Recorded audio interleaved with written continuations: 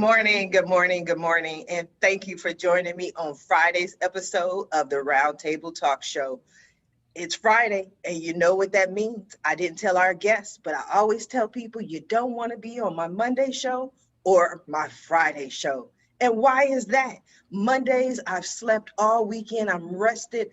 Fridays, I've been doing this show. I've been talking. The world has gone mad. So I have absolutely no idea what I'm going to say. But I know it's going to be fun. I know it's going to be interesting because we always have fun on the Roundtable Talk Show.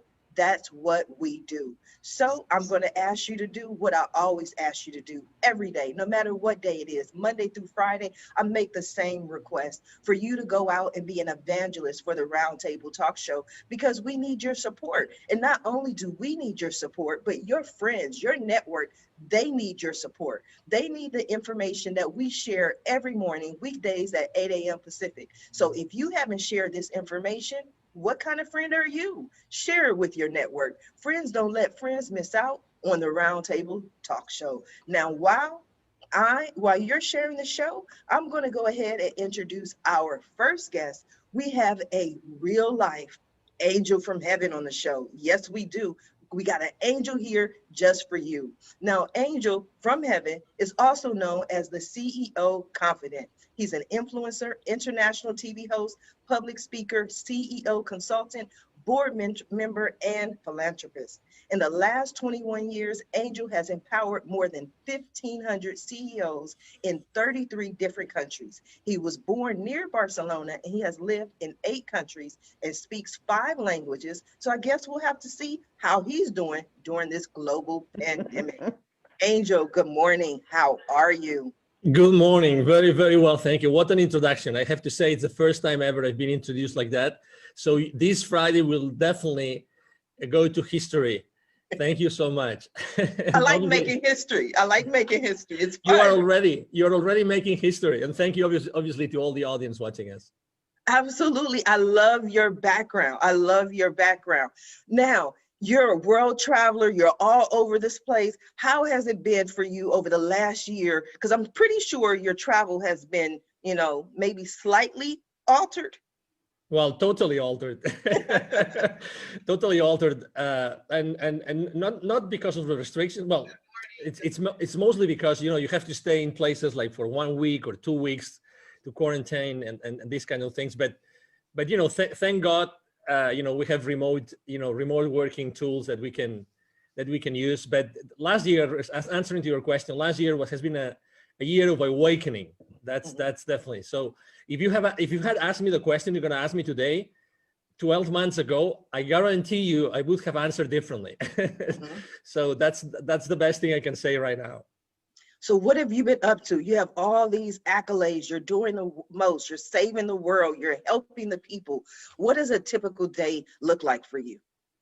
Thank you. A typical day, well, if I'm on vacation, it's different. But when I am working here in Dallas, Texas, basically, I take my kids to school. I have 3 kids. 2 of them still go to school.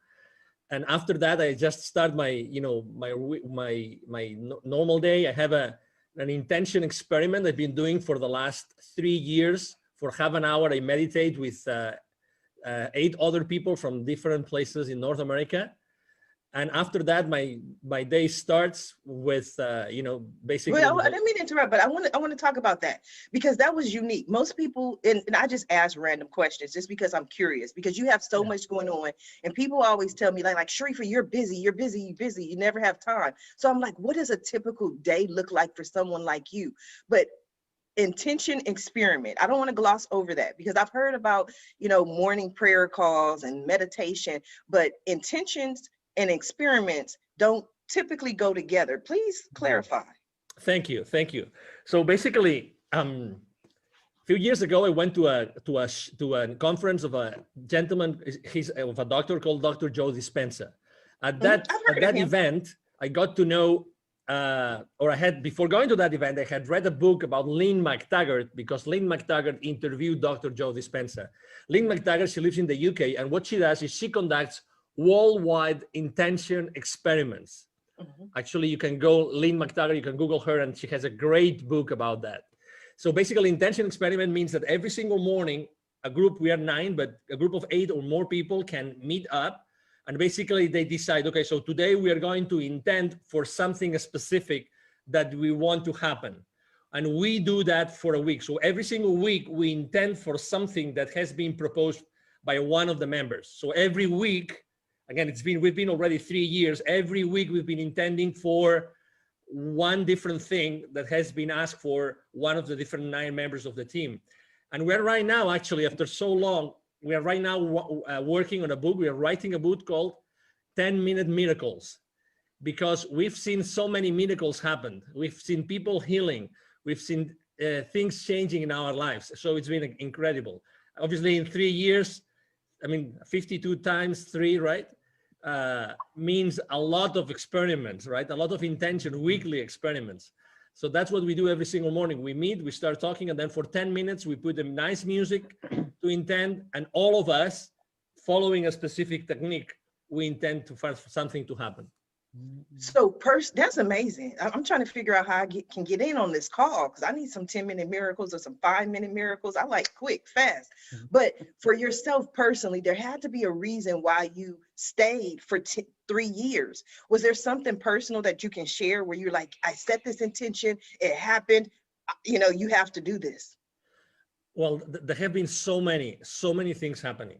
First of all, when 8 or 9 people get together every single morning, we establish a bonding that it's a bond that it's very difficult to break. We feel things. We literally physically feel things. And after those 10 minutes, we actually share what we have experienced, what we have seen. And we've seen incredible things. I mean, from a physical point of view, I mean, I'm sure that both Christian and Yo-Yo, they have experienced similar things, because they're both extremely, deep people, right? Deep human beings. But when you establish that, when you create that bonding and that environment, really magical things start happening, and you live physically things. So I can tell you, foreclosures that were out of the blue, like canceled the last minute, that has happened twice. I can share with you people healing from back pain, like lifelong back pain. I can tell you about people being operated, having surgeries, that they recover much faster because we were intending for them.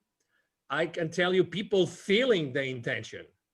So people even not knowing that we were intending for them, and they were going through some sort of issues in their lives, they got those things sorted out. So that's why we're writing a book. There's so many things that have happened that there's one chapter for each of us right now in the book. Again, it's going to be called the 10-Minute Miracles.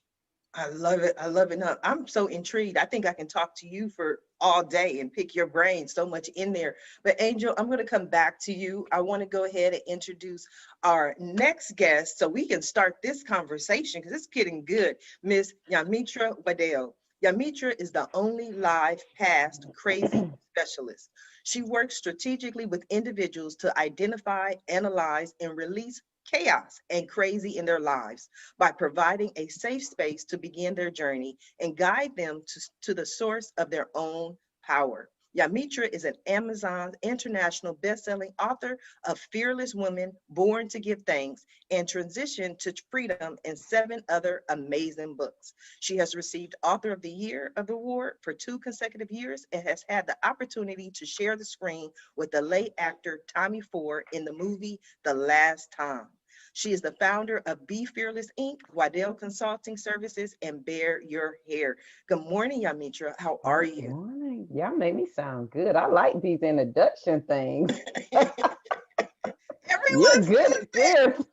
said that. I don't know why. And I'm like, hey, I just read what you send me. I got to be careful, though, because so much better when you say it. Somebody's going to send me some bio and I'm just going to read it. It's like, I'm the king of America. I'm like, I don't know. Would you send it to me? I'll read it. Tommy Ford. Oh my God. That was a loss. I love, I grew up. We all grew up, I think, for the most part, watching Tommy.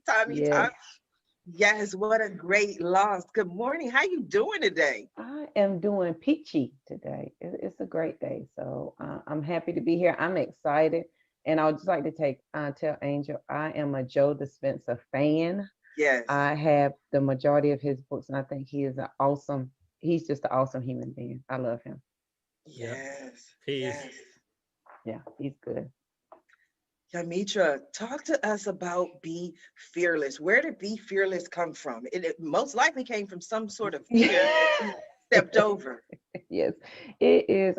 It is a story for sure. So I go by the tagline, "The only live past crazy specialist," because I know crazy, and your crazy doesn't have to be like my crazy. Your crazy could be the normal crazy, life, kids, your career, all the crazy. My crazy and Be Fearless came from being a survivor of domestic violence, and my abuser just happened to be the pastor of the church, and so to be the first lady and be the woman in front that everybody's looking to, and then being abused, it was hard. And from going from that to living in a shelter to, now finishing my PhD and owning a couple of businesses, you have, and Be Fearless, I would have to say, is understanding that regardless that this fear is here, my vision and my mission is not changing. Fear is going to have to go with me on this journey. Like, you don't have a choice.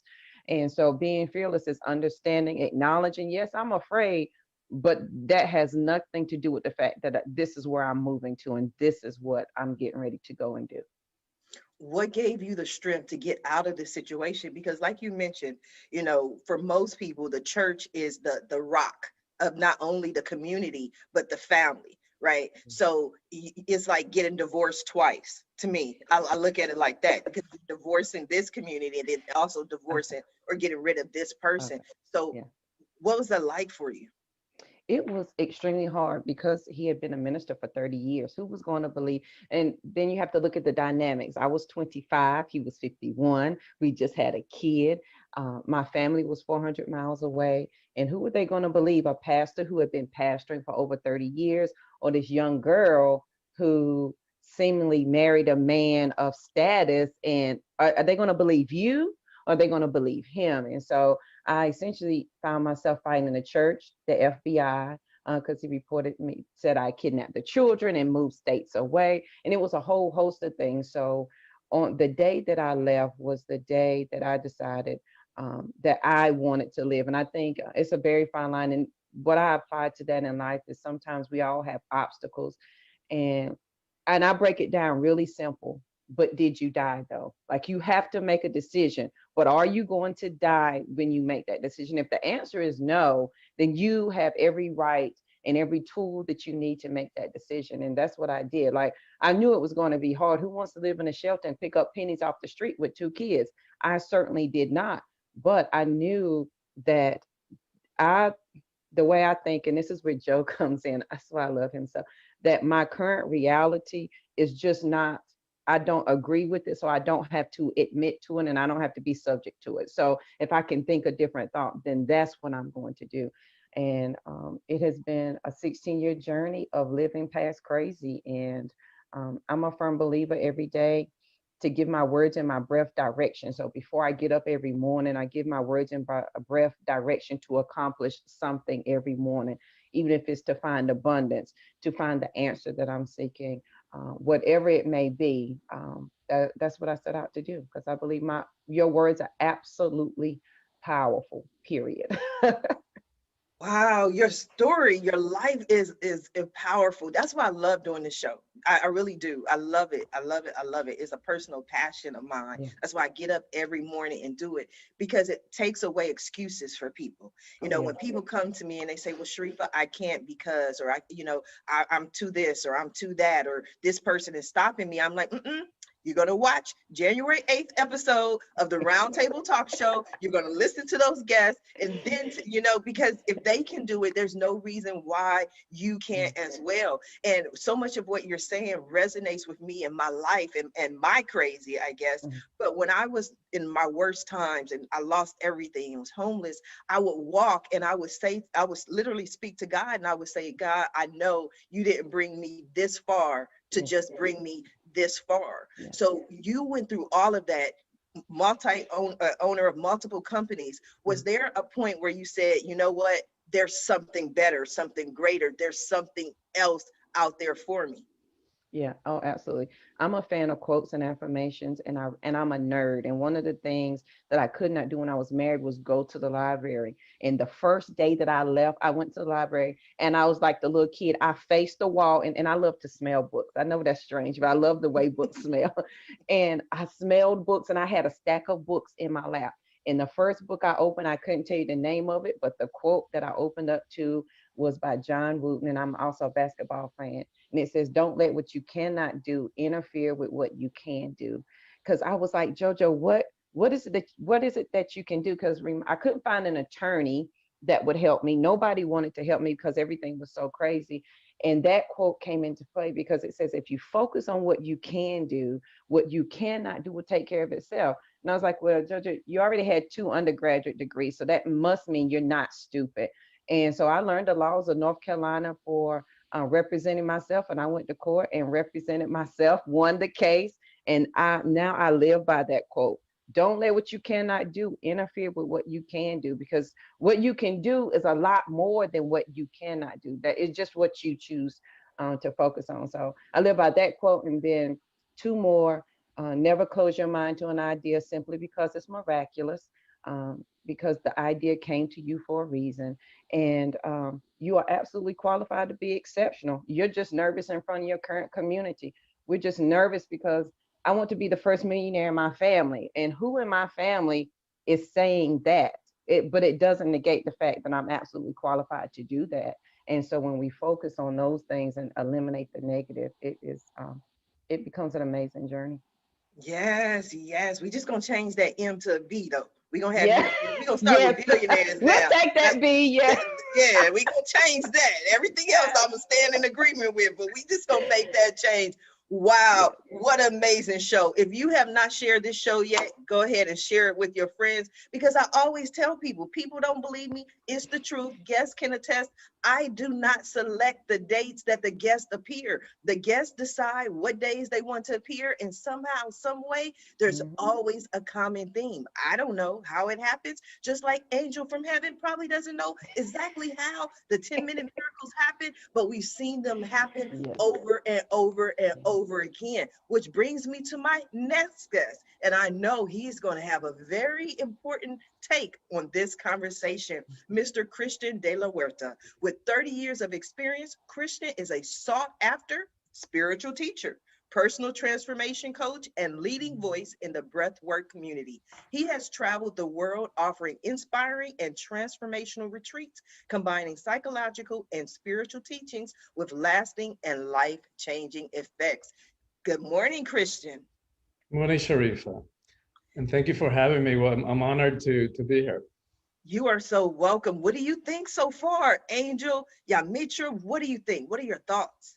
Well, I'm touched and inspired, like putting myself in the place of your audience of entrepreneurs. It's like, what powerful messages for entrepreneurs, messages of vision, of overcoming challenges, of persistence, of resilience. And I know, from like your own story of having been laid off 8 times, and yet You did your not homework. allowing any of that to hold you back.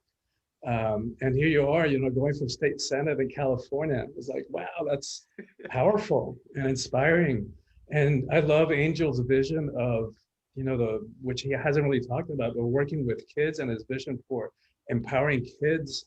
And Yamitra is, I mean, his story is so touching. And the powerful message that if she can overcome that, is like we can overcome anything. And also her message of empowerment for all of us. Yes. What is Awaken the Soul of Power? Because I'm pretty sure it's going to resonate today. Yeah, well, it's a book I just released, and it's the first of a series of 3. And the title of the series is called Calling All Heroes. So what does it mean to live a heroic life in the 21st century, where probably we don't have the horse pitched outside and the armors and the demons to slay, except the ones in here. So the first book is about personal empowerment. Like, how do we step into personal power in a way that's not about hierarchy, control, fear, force, domination, that doesn't require for us to push anybody down. place our knees on their neck in order for us to prop ourselves up and feel powerful. So how do we do it in a different way? And the thing about it is that most of us have an ambivalent relationship to power. And we want it and we long for it, but we're afraid of it.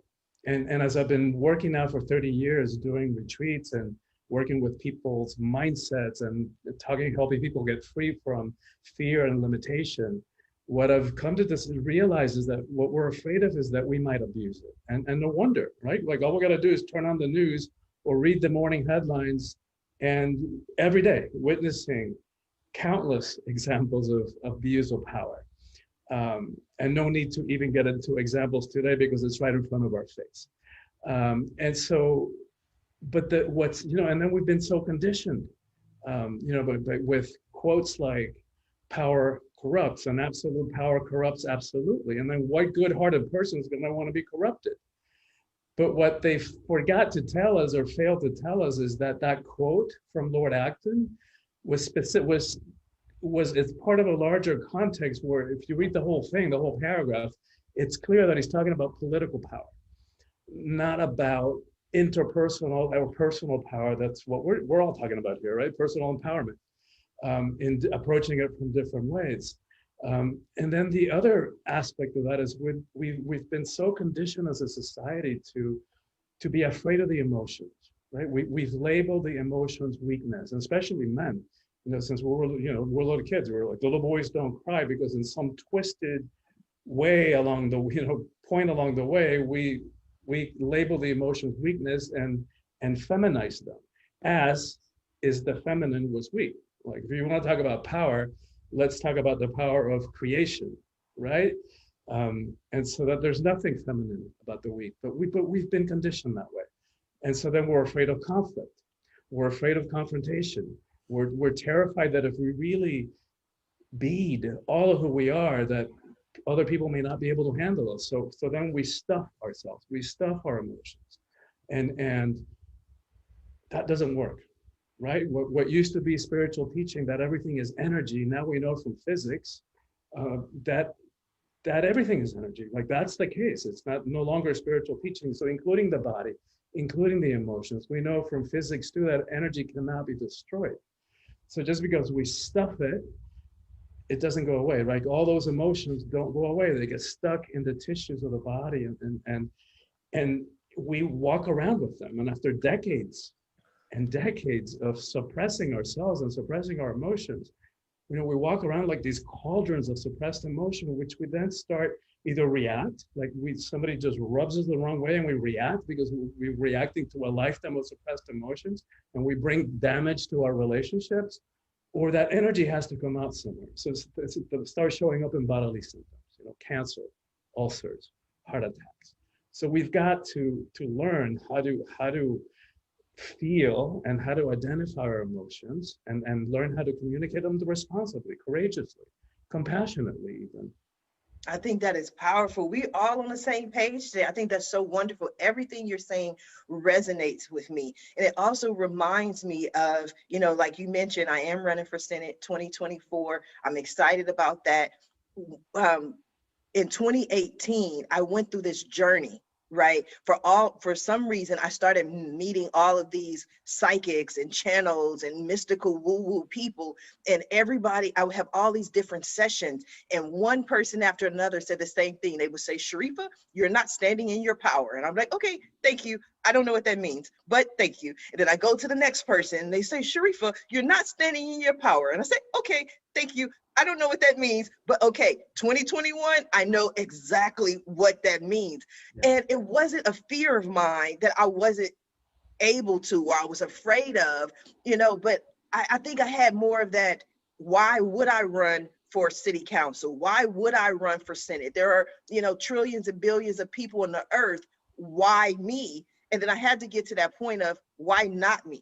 This is something you're passionate about. Why not you? So I don't think it was the fear for me, but it was just understanding that I do have a voice. And what I've done, just having all the guests for the last year on the Roundtable Talk Show, That took a lot of power to provide a platform for some of the greatest people in the world. But I didn't understand that it was power in doing that. Does that make sense, Christian? It makes total sense.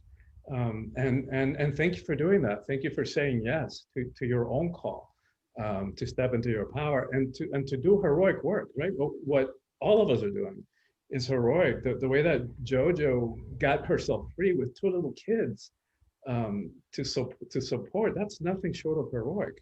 And so I love this conversation. And another way that we see commonality in all of us is this desire to make a difference in the world. Mhm. Right? And it's that desire to make a difference in the world, that conviction, that allows us to use JoJo's framework to not allow fear to hold us back.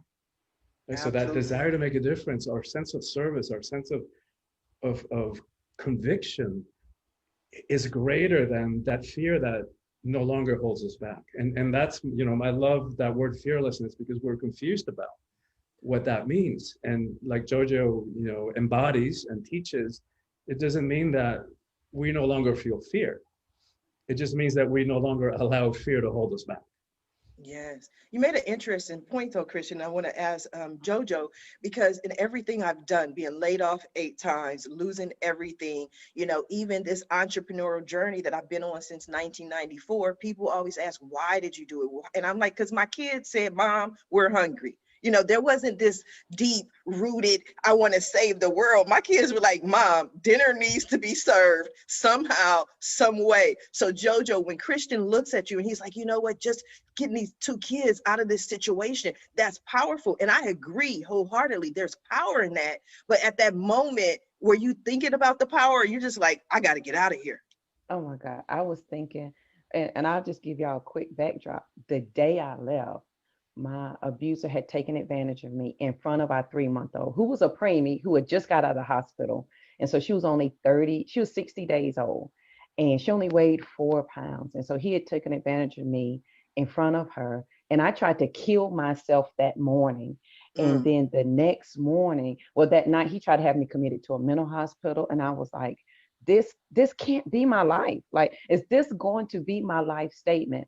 And then that morning, July 26th at 7:30 in the morning, I stood at that front door and I cried for 35 minutes, because I knew when I opened up that door, it was going to say door open. And he might have been a heavy man, but he was a quick man. I was like, either I'm going to die trying to leave here, I'm not going to willingly let you kill me.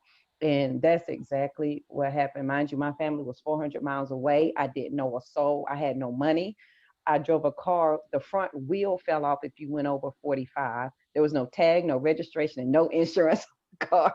So when I left, it was the last thing it was my last ditch effort to say, if you're going to live, today is the day. Well, you better put all the living you got in this moment right now. Come hell or high water. That's all you got. And that is what allowed me to walk out that door. Now, has it been easy? No. The lights off, power off, gas off. I'm eating once a day, asking my coworkers, "You going to finish your lunch so I can eat?" So whatever's at the house, the kids can eat. But it's in that moment that you have to decide: do you want to live or die? And I think that sometimes this was my crutch, but it's so hard. It's hard to make a decision. I don't know. It's not hard. Making the decision is the easy part. What's hard is dealing with the ramifications that come with the decision. And so for me, out 2 things: is this going to be my life statement? Are these going to be the last words that everybody's going to know JoJo for? And are you going to put all your living into this moment? And if that's what you're going to do, then sister, you better get moving. Absolutely. Yeah. Angel. If I may add something, after hearing both Christian and Yo-Yo, probably they don't know, nor Christian nor Yo-Yo, and they don't know, but Tony Robbins has been quoting you for the last probably 10, 15 years when he says that we are so fearful of our own power. Yes. And that's probably why we don't step into it so easily, because we are fearful of ourselves and what we can do with that power, right? So I was having chills as I was listening to both of your stories. It's definitely magic what you have, what you are building here today, Sharifa. Thank It is. you. And Thank I you. would say, and Angel, you saying that reminded me, I have a journal. I host the Fearless Morning Show weekdays on Facebook at 7:15. And so we talked about this a couple of weeks ago. In my journal entry from April of last year, I wrote a note to myself, and it was like, JoJo, why are you so comfortable in the darkness? And my answer to myself was because I was so afraid of my light. I was afraid of the brightness of my light. And I think we all can agree that at some point we found a journey that spoke to who we truly are. And it began in our mindset because our mind is our superpower. And it was there that everything that we decided to embrace the light instead of the dark. Yes. Angel, have you had a moment when you felt like you were not standing in your full power or you were afraid of your power? Well, so many times. If I had to choose one, probably it would be when I left corporate America. Mhm. That was 5 years ago. And, although I had been, I mean, it's funny because when you read my bio, it sounds so wow, right? That eyebrow raising effect. But can you believe it or not? I mean, I was really like, oh, I don't know what I'm going to do. I don't know if I don't know what I have really done in my life. I mean, I don't know if what I have learned or what I have done to others or for others is going to serve me, really. So, when you said, the famous imposter syndrome, Yes. that, Yes. you just, you go from a very structured, massive, I had worked since the 90s for large multi-billion euro corporations, and suddenly you are by yourself, right? And I was, and you say, well, I don't know what I'm going to do. And I was extremely fearful. And it took to me many months, I have to say, many months to actually just sit down, take a piece of paper, so easy, take a piece of paper, a pen, and start writing my accomplishments or what I had done throughout my entire career. Then when I started to, write down some numbers and making some calculations, it was then when I realized, well, maybe that's something, and maybe I can add value to someone's life and someone's business with what I have done. But oh my God, I mean, I was so blind, so blind. I really didn't want to see. It's not that, it's not that my prescription glasses weren't right. It was just like I didn't want to see the obvious. I mean, very often they ask me, what would you change, right? I mean, this famous question, what would you change if you were given another opportunity? Oh my God, it would change so many things. But the number one thing would be, I would step up. I would start exposing myself like crazy since day one. I would start sharing my story because, we probably both of us, excuse me, all of us, we have shows or we have interviewed people Mhm. for sure.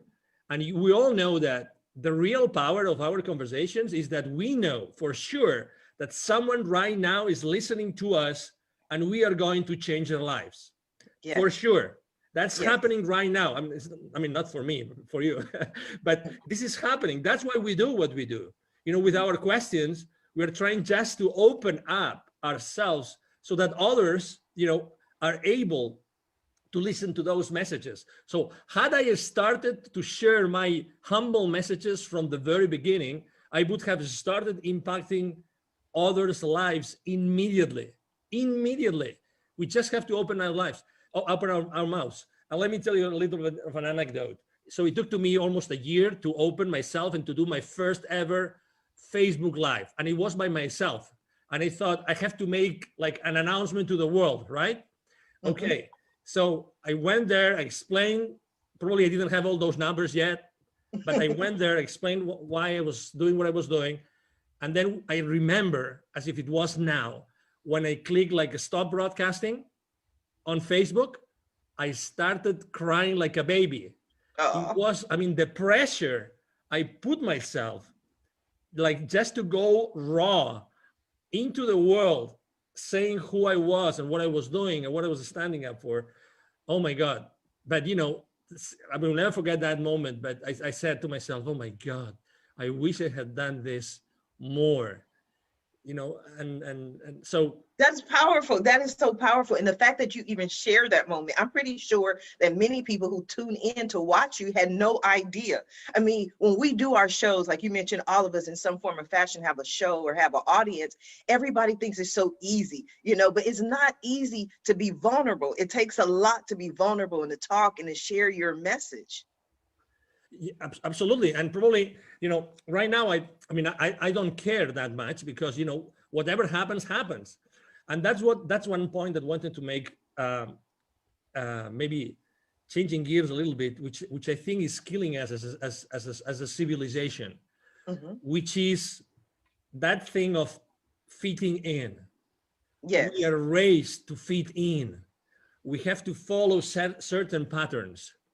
And, regardless, I try not to talk about religion and politics and everything, but regardless of where you are today, regardless of what our avenues are, regardless of where we for, and anybody in our audience right now stand, we really want to help each other. We genuinely are good and want to do good.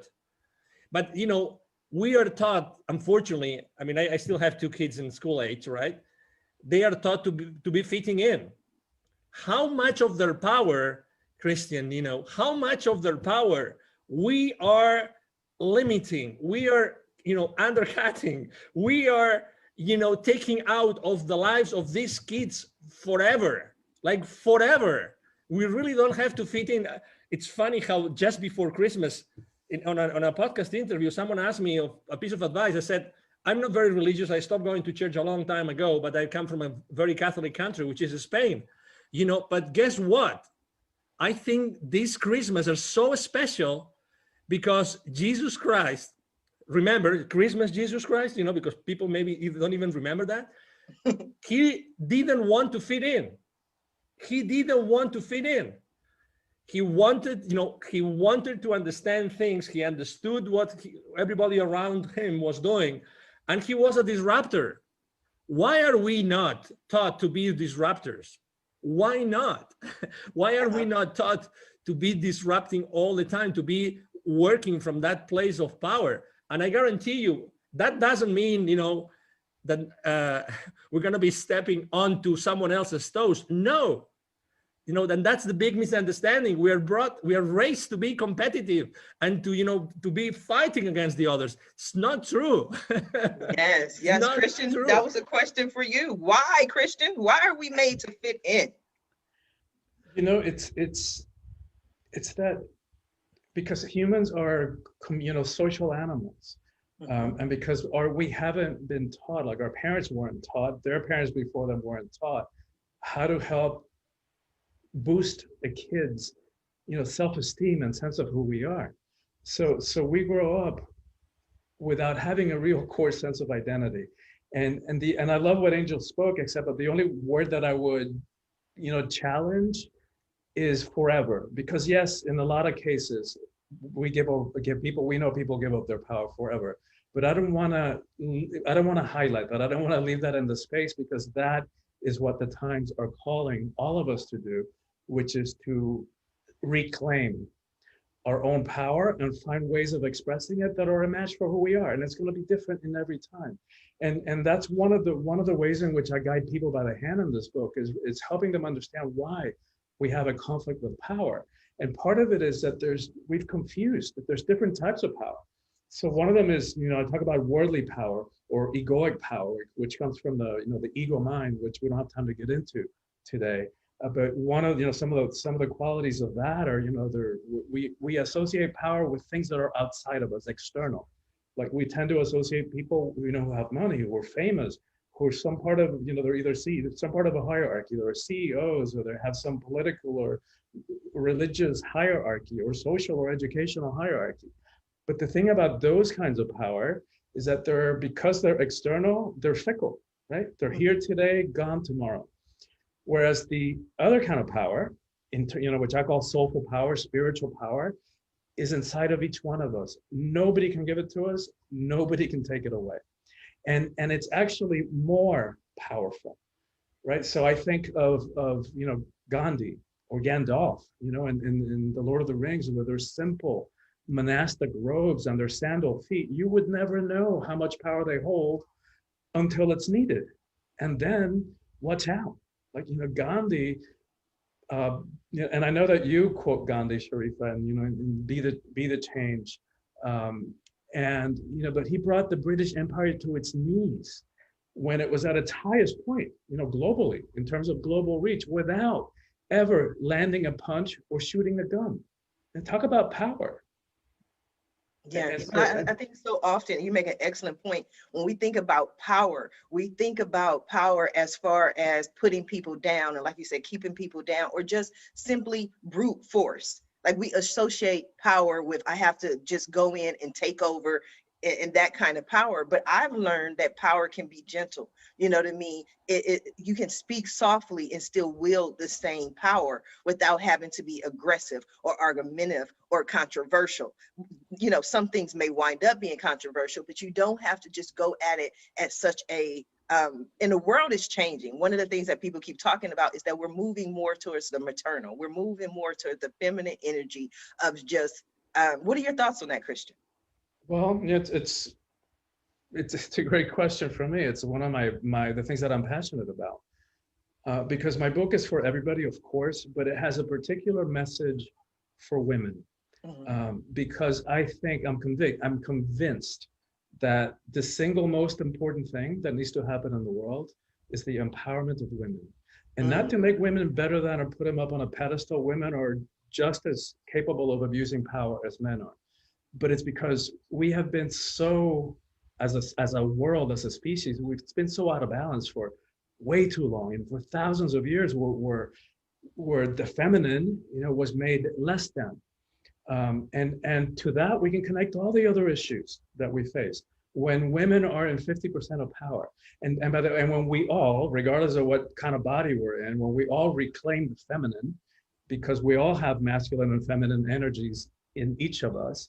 So when we all reclaim that, and when women are in at least 50% of power in this world, we're going to have a very different relationship to all of it, to war, to poverty, to hunger, to how we treat the environment, all of it. It's all connected to that. And so when I think about strategically, like if there was one thing that I could focus on in my limited time, here on this planet, that's what I've landed on. Because by empowering women, we impact everything else. Yes. Angel, what are your thoughts on what Christian had to say? Yes, it's funny because when I was still in Barcelona, and I had been working for an audiovisual company in Spain, and there was a headhunter, a lady headhunter, that came and offered me that position before. And when I left Spain and I went to live in the UK, I had this meal with this lady and asked her, hey, why did you come? How did you find me? And you came to my first job, and you came and you took me to the second job, completely different industries, everything. Why? I mean, why? Because I went from working, in a university to working in the private sector. And she said, because Angel, you have something. And don't get me wrong, I mean, that's the 90s, okay? So because you have something which not many people have, which is your feminine side is very pronounced. And I said, what do you mean? And why did it make me a good candidate for that position?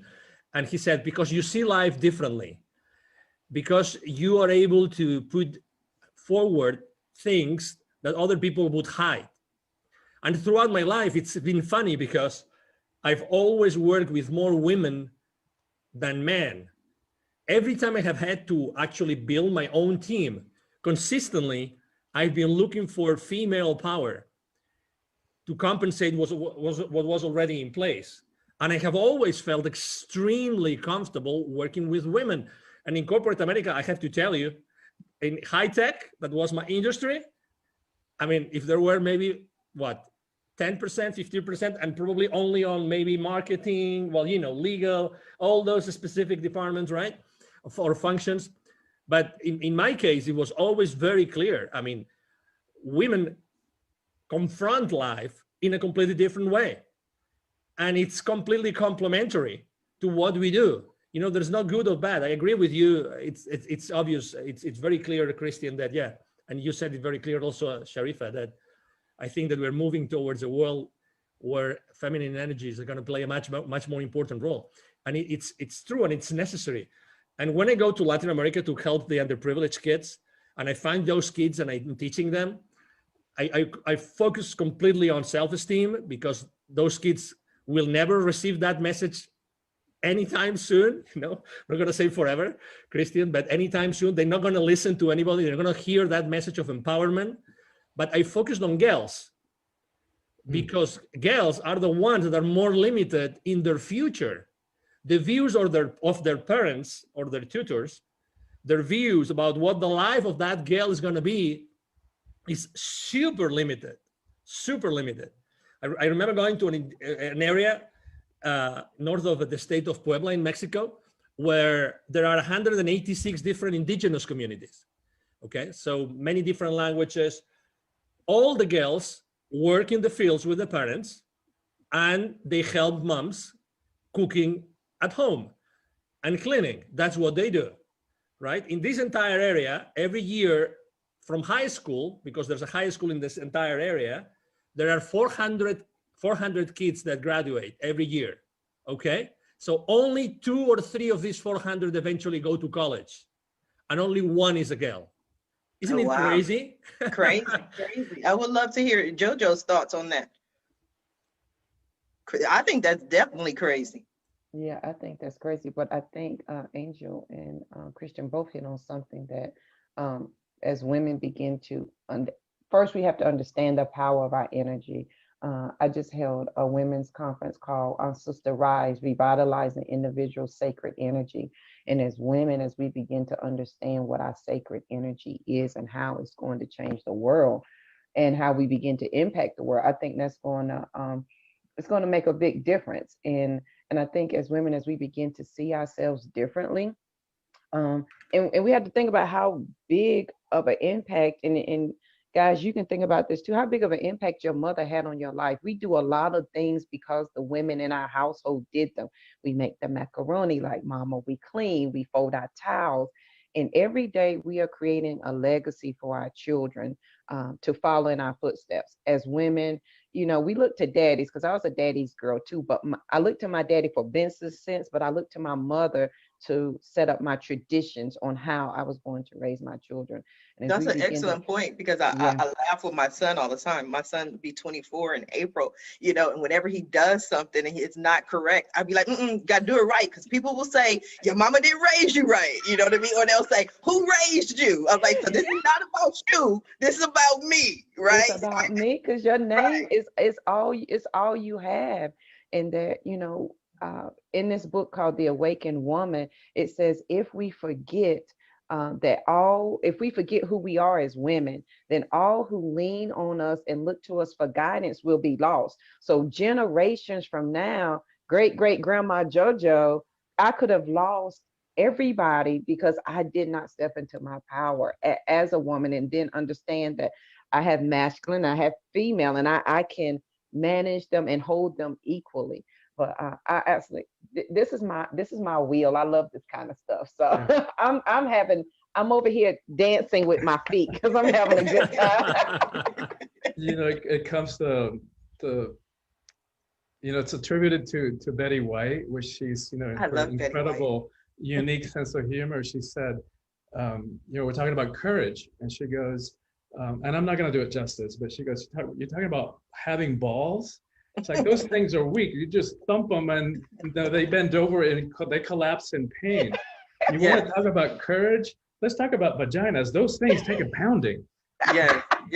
It's all in how you look at it. It's all in the perception. I love Betty White. I love laughter. I mean, that's the beautiful thing. Anytime I do stand-up comedy shows, it's always my brand, Laughter Heals. We need more laughter in the world. We need more people to remember who they are and stand in their own power. And it may not necessarily be easy, but I definitely think that it's necessary. JoJo, I want to go back to something that you said earlier in the show, when you were making, when you after you left the shelters, at what point, because I think this is very important for the audience, at what point did you really decide to stand in your power as far as being a business owner and be an example and start your conferences? What made you say, if not me, then who? Because I knew it was something I needed.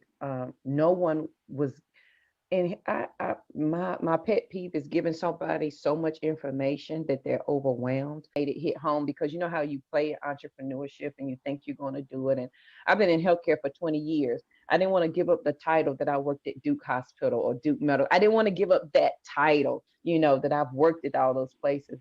And then I spoke the first time ever and talked to a group of ladies who were coming from welfare to work. And the lady called me like 3 days later and she said, had you not shared your story, I would have killed myself. And I have a quote that I wrote right then, and it says, somebody is waiting to hear my voice and they will not move until I move. So every day when I get angry and frustrated, like I can't figure this out, like I don't know what I'm doing, JoJo, somebody's waiting to hear your voice and they're not going to move until you move. And so that was one of the biggest things that helped direct me to say, okay, you're gonna, honey, it came to you for a reason. You survived and you lived for a reason. And now you must do something with it. I think that is so, so powerful, amazing. Now, we are coming down to the last few minutes of the show, and I must admit, I have greatly enjoyed this show. At the end of every show, I just allow my guests to speak directly to the audience, to everyone who is watching this show live, as well as everyone who is watching it in the archives, and let them know what you want them to take away from your appearance here today. And we're going to start with you, Christian. Good. Thank you so much. And I want to, add one more thing for the men in the audience, because the current system, of toxic masculinity that we've been living in for the last, who knows how long, thousands of years, is not good for men either. Right? Of course, it's oppressive women in ways and in ways that are completely unacceptable and enough. But it's also been incredibly limiting for men. Like, no wonder men, have a shorter lifetime. They die 3 years before. No wonder the rate of suicide among men is like 3 times. I forget the exact number right now, but it's way higher. I think 70% of the suicides in America are committed by white men. So it's not working, right? The system is not working for men either. And it's time that we all figure out a way to reconnect with who we are, to reclaim our own sense of self, our own sense of power. As far as I'm concerned, we're living in the most critical times in the evolution of humanity. Make it or break it time, right? And so whenever one of us feels that call, like all 4 of us here have, to be more, to say yes in spite of the fear, and to step into roles that we don't even know how it's going to work out, that the universe has a vested interest in each of us doing that. Because as we do that, and when we do that, the ripple effects will be felt. And like everybody here was talking about, like Angel was talking about, making a difference. That's how we all get out of this collective hole that we have dug ourselves into. Yeah.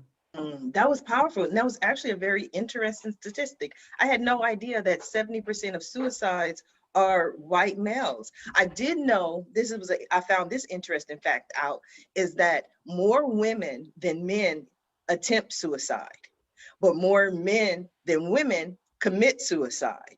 Is because men do suicide in deadlier ways. Women tend to take a bottle of pills and wake up in the hospital, but they live to see another day. Whereas men, they're done, they're final, they get the shotgun, and it's over. So very interesting. We have to heal the world so no one is in that position where they even contemplate or even think about suicide. And we're all here to help them. Thank you for that, Christian. Angel, what do you have for us? Thank you. One of my favorite sayings is taking perfect action now. And I do that because most of what I do is I help both, corporate executives and entrepreneurs to accelerate the growth of their businesses through expansion and exposure using different techniques. And every single time, I'm very involved here in the Dallas area with the different business accelerators, business incubators, etc.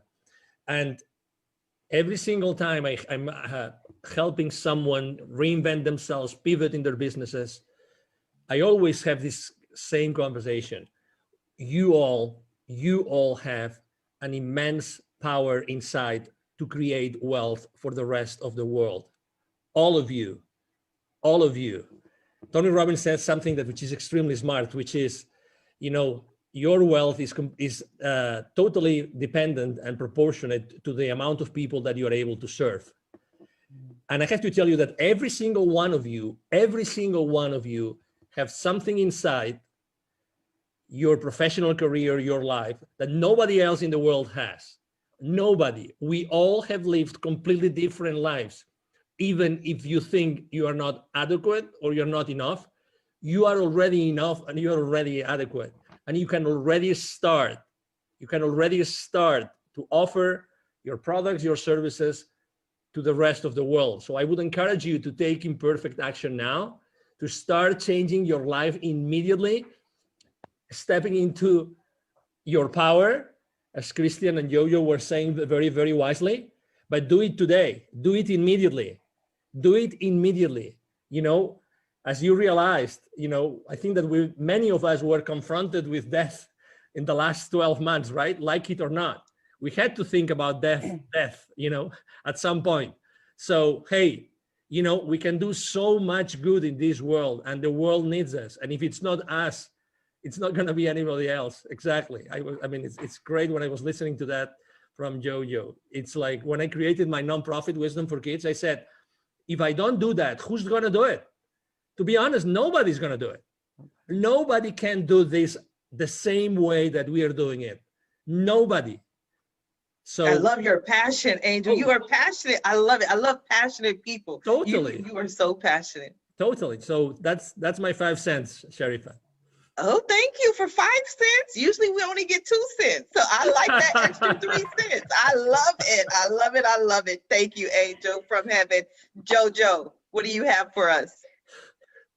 Angel, I want to give you a word that I made up, but I think it will fit just right with you. It's urgentaneously. Like we have to take action urgentaneously. My kids hate when I say that. I need it done urgentaneously. They're like, that's not a word. Doesn't matter. It is. My daughter makes up words all the time. And I'm like, if Will Smith can make up Jiggy, you can make up whatever you want. So hey, I like urgentaneously. I'll just credit Jojo for that one. Yes. I would like to share my few cents is that as we all begin this journey, however we define it, describe it, some steps to live past crazy. And I call it self-care as gangster, because you have got to really want this for yourself to begin this journey. So there's just 5 things that you can start today.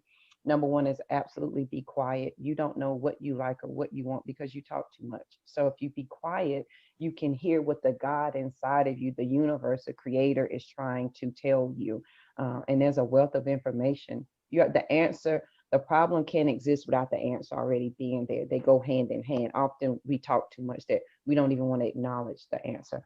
Number 2, be willing to understand. That means you've got to, at some point, acknowledge and work through all of your stumbling blocks.